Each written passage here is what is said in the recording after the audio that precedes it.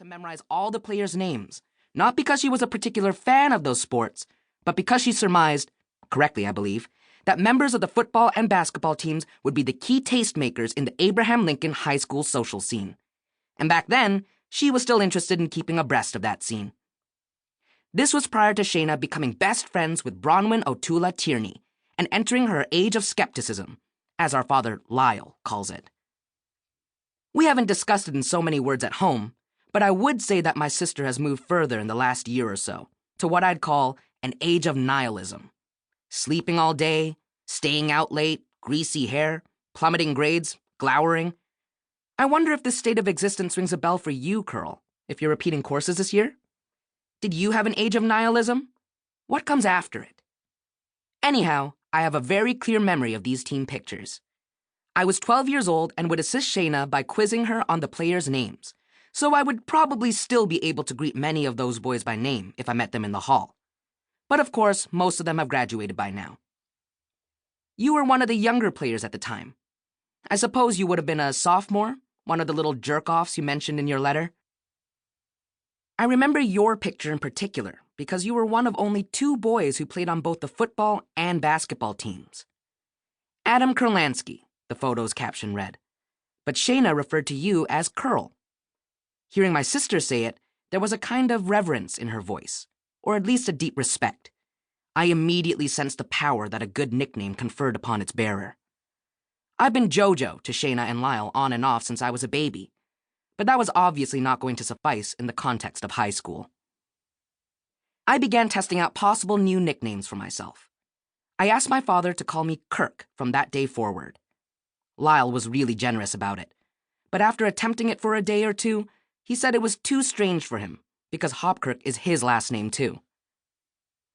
When Shayna caught wind of my nickname quest, she informed me that it doesn't work that way, that one never, ever gives oneself a nickname, that one has to simply be admired and beloved enough for a nickname to magically and spontaneously be granted by one's peers. And even back then, even in 7th grade, I knew I would never be cool enough to warrant a nickname. So Jonathan it is. Or J.O., I suppose. A confession. I saw your dear little J.O., and for approximately 5 seconds before noticing your asterisk and dropping my eyes to the middle of the letter, I did imagine it might be a pet name for Jonathan. Nonsensical, of course. Why would you give a nickname to someone you have never even met?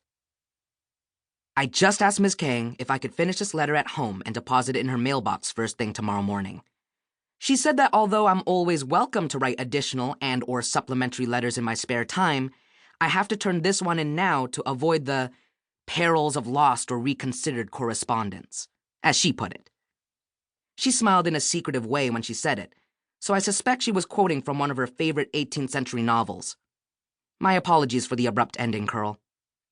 From Ms. Kang's list of acceptable sign-offs on the blackboard, I will choose the one that resonates most closely with my personal philosophy, something I will have to explain in a future letter. Yours truly, Jonathan Kirk Hopkirk. I know.